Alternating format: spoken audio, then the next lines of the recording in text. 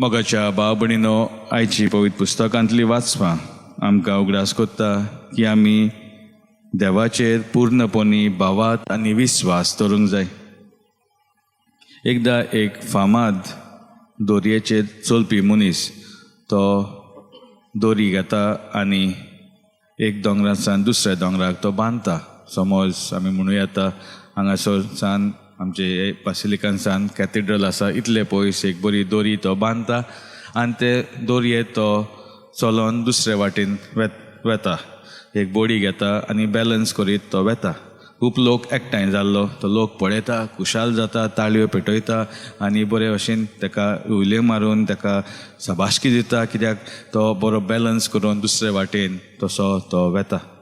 दुसरे वाटेनसान मागीर तो एक गाडी घेता, एक चौकाची जी व्हील बॅरो म्हणटा आमी ती घेता आनी ती घेवन तो ते दोरयेचेर चलत दुसरे वाटेन परत येता. लोक परत सारके शाबासकी दिवन बोवाळ मारून उलयो मारून एक शाबासकेची उलयो कश्यो मारून ताका हुस्कायता, ताका स्फूर्ती दिता.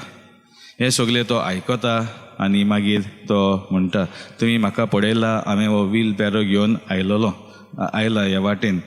आतां म्हाका तुमी एक सांगात, तुमकां म्हजेर विस्वास आसा की हांव ह्या व्हील बॅरोचेर एका मनशाक घालून दुसरे वाटेन व्हरोंक जातोलें?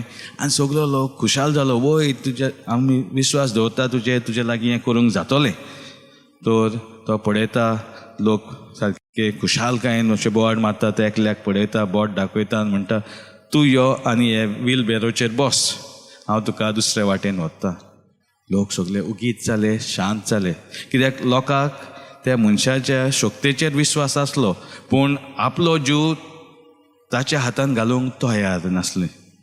मोगाच्या भाव भयणीनो, आमकां जेजू हेंच सांगता, आमचो भावार्थ आनी विस्वास देवाचेर दवरूंक जाय. शुभ वर्तमानांत तो आमकां दाखोवन दिता कशे भाशेन जेन्ना आमी देवाचेर आमचो भावार्थ आनी विस्वास दवरता, आमकां गरजेचें आसा तें तो आमकां फावो करता. न्हय जें आमकां जाय पळय तशें, पूण आमकां गरजेचें आसा पळय तें तो फावो करता. उदाहरण दिवन सुकणीं, फुलां, न्हेसोण हें सगळें उदाहरण आमचे मुखार दवरता. आनी आमी म्हणटा आमी देवाचेर भावार्थ आनी विस्वास दवरता, पूण जेन्ना अशें कोश्टाचो वेळ येता वो जेन्ना आमचेर आव्हान येता, आमी तरी देवाचेर विस्वास दवरता जाल्यार आमकां जें कितें जाय पळय तें देव फारीक करता वो आमकां दिता.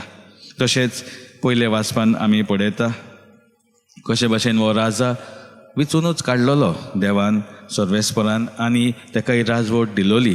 पूण आतां तो आपणाचे चिंतून तो राजाचे जे राज्यान जे प्रवादी आसा तांचे आयकोचे सुवातेक हेर लोकांचे आयकोन देवाचे येवजणे प्रमाणे जिवोवचे सुवातेर आपणाक जाय तशें तो जिवंक लागता. म्हटल्यार कुड्डे देवांक तो बुजता आनी हेर लोक जे आसा बुदवंत लोक जावं येता ताचे शारांतले ताका जी बूद दिता ते प्रमाणे तो चलूंक सोदता, न्हय प्रवादी सांगता पळय ते प्रमाणे.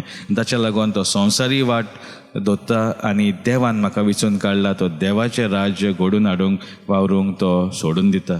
तर मागूया मिसा बलिदानान की जेन्ना आमी म्हणटा आमी देवाचेर भावार्थ आनी विस्वास दवरता, तो खोल आनी घोट आसूं दी, ओकोंड आसूं दी आनी ताचे वरवीं जें कितें देव आमकां फावो करता, आमचे खास करून आमच्या आव्हानां वेळार तो आमच्या सांगाता आसा आनी तो आमकां जें गरज आसा तें फावो करतलो. होच विस्वास भावार्थ दवरून आमचें जिवीत ताचो पावल फुडें मारुया.